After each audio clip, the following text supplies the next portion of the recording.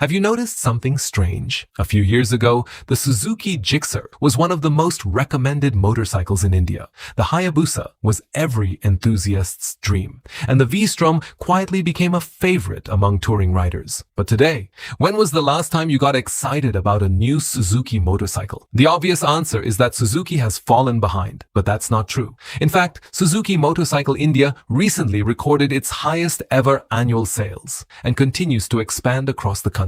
So if Suzuki is growing, why have its motorcycles disappeared from the spotlight?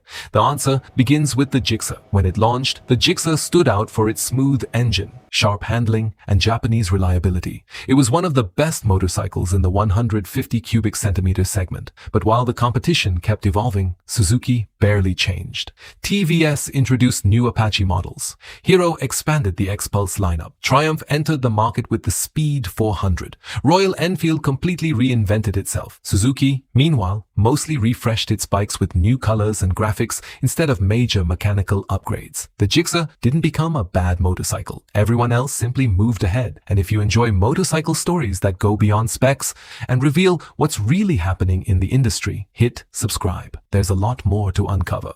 Then came the V-Strom SX. Owners praised its comfort, fuel efficiency, and refined engine. Yet it never became a mainstream success. Why? Because building a great motorcycle isn't enough anymore. People need a reason to keep talking about it. While other brands dominated YouTube, social media, riding events, and product launches, Suzuki stayed surprisingly quiet. Even though the company has increased customer events in recent years, its motorcycle lineup still doesn't generate the same buzz. But the biggest reason wasn't marketing, it was business. Suzuki discovered that scooters were driving massive sales. The Access became one of the company's biggest success stories, followed by the Bergman and now the E-Access. Record sales have been powered largely by these high-volume products. From a business perspective, investing in scooters made perfect sense. That also meant motorcycles received fewer major updates. Ironically, Suzuki still builds exciting motorcycles globally. The GSX 8R, GSX 8S,